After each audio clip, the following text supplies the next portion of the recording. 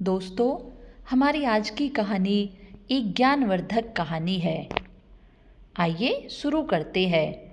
आज फिर बेटा बिना कुछ खाए घर से जा रहा था, तो माँ ने बेटे से कहा, बेटा थोड़ा खाना खाकर जा, 2 दिन से तूने कुछ नहीं खाया। तो बेटे ने कहा, देखो मम्मी, मैंने मेरी 12वीं बोर्ड की परीक्षा के बाद सेकंड हैंड बाइक मांगी थी और पापा ने प्रॉमिस किया था कि ज़रूर लाकर देंगे। आज मेरा आखिरी पेपर है। दीदी को कह देना कि जैसे ही मैं परीक्षा देकर बाहर आऊँगा तब पैसे लेकर बाहर खड़ी रहे।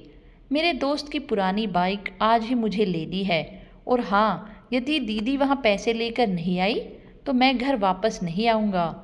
एक गरीब घर में बेटे मोहन की जिद और माता की लाचारी आमने सामने टकरा रही थी। माँ ने कहा, बेटा तेरे पापा मुझे बाइक लेकर देने वाले थे, लेकिन पिछले महीने हुए एक्सीडेंट।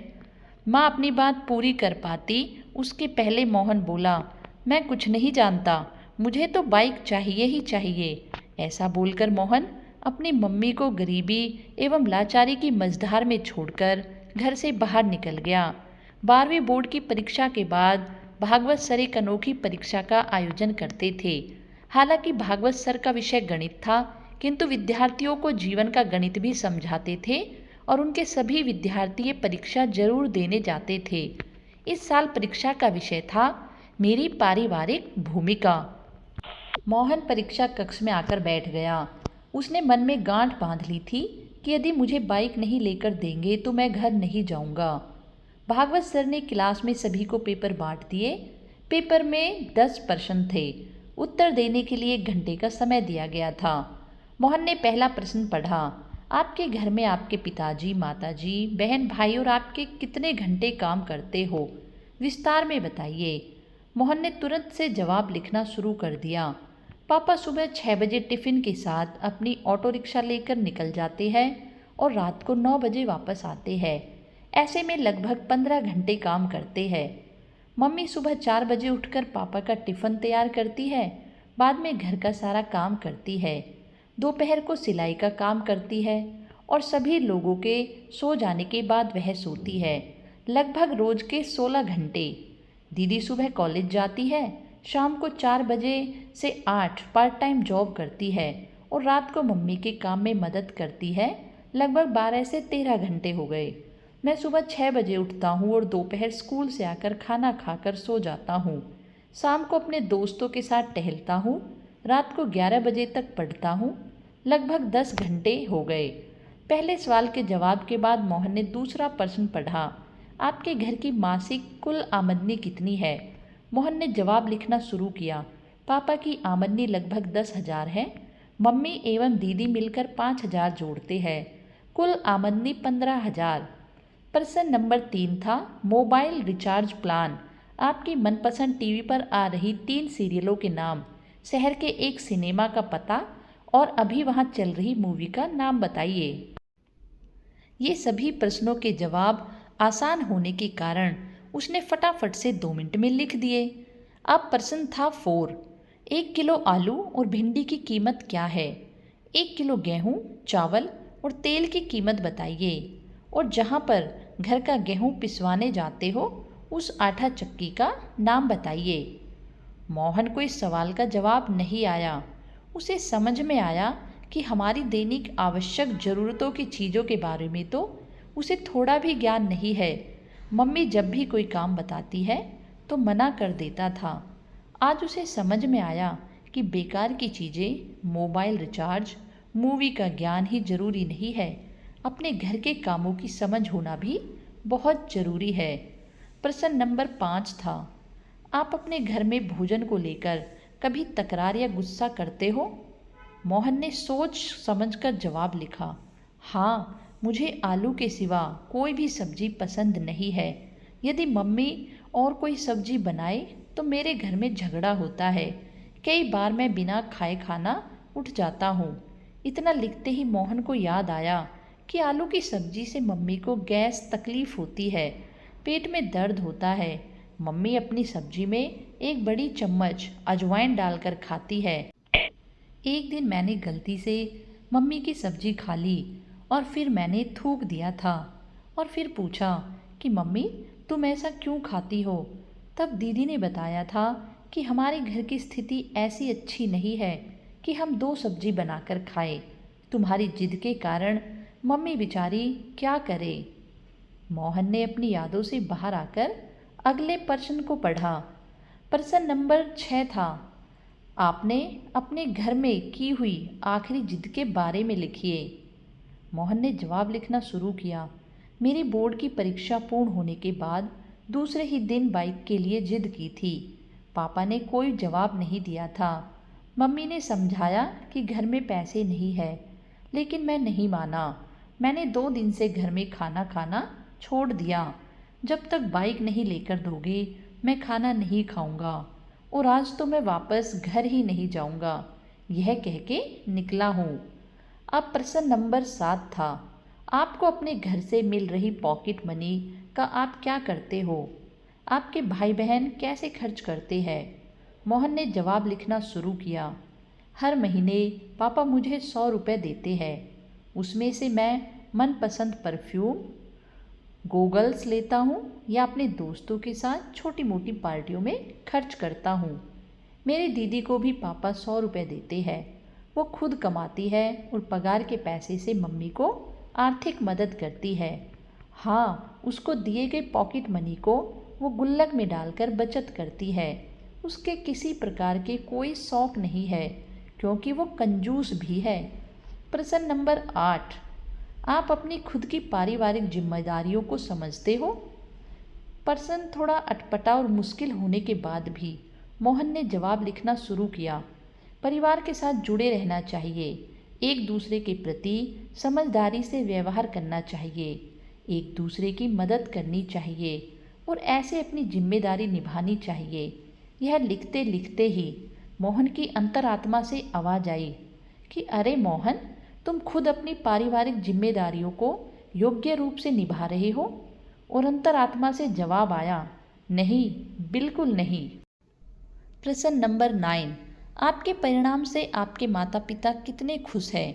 क्या वह अच्छे परिणाम के लिए आपसे जिद करते हैं, आपको डांटते रहते हैं? इस प्रश्न का जवाब लिखने से पहले मोहन की आंखें भर आई। अब वह परिवार के प्रति अपनी भूमिका बराबर समझ चुका था।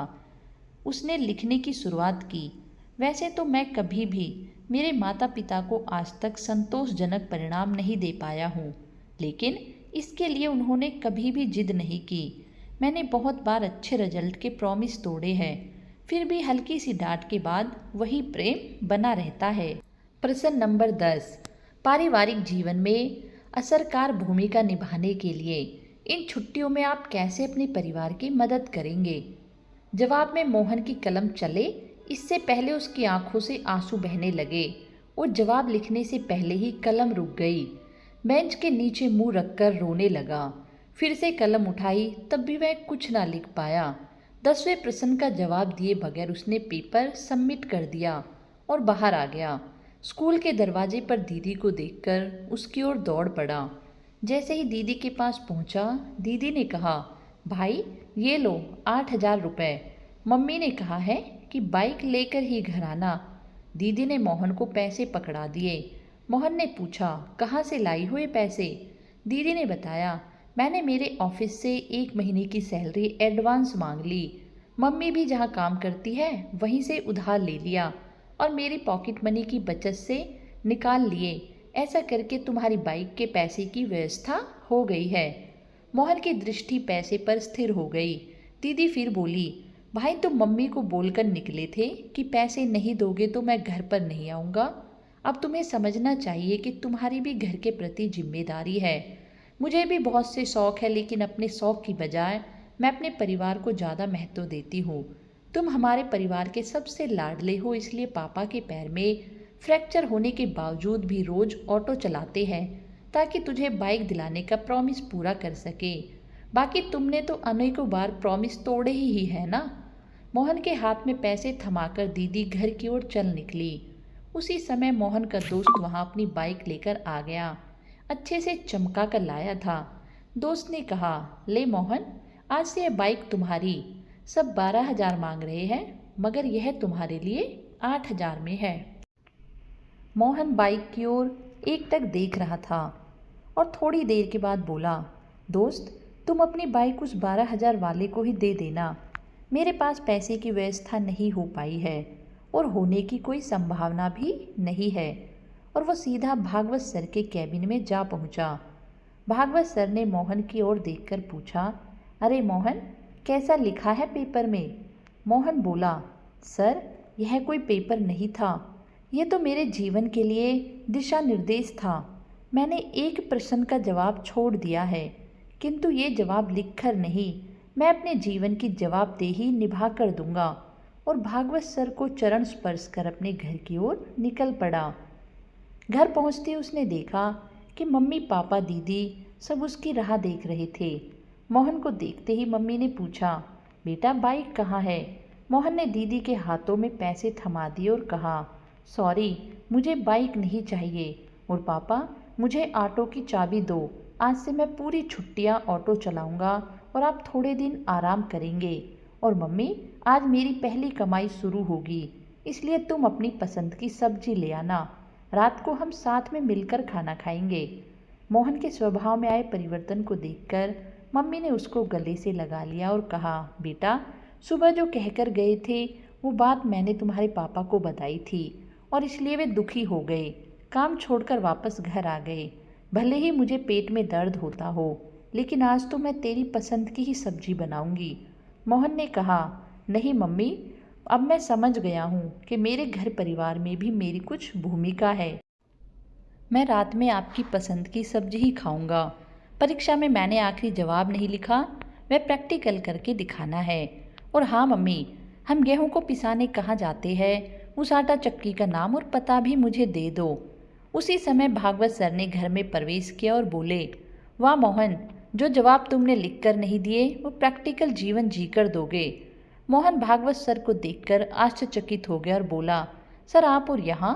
भागवत सर बोले, मुझे मिलकर तुम चले गए, उसके बाद मैंने तुम्हारा पेपर पढ़ा, इसलिए तुम्हारे घर की ओर निकल पड़ा। मैं बहुत देर से तुम्हारे अंदर आए हुए परिवर्तन को सुन रहा था।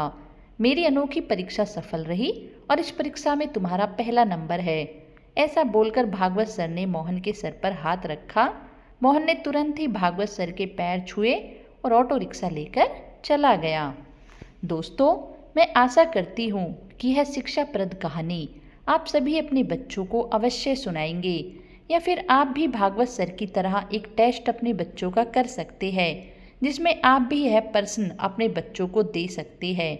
यदि आपको हमारी यह छोटी सी कहानी पसंद आए तो हमारे चैनल को सब्सक्राइब और लाइक अवश्य करें। धन्यवाद आप सभी का।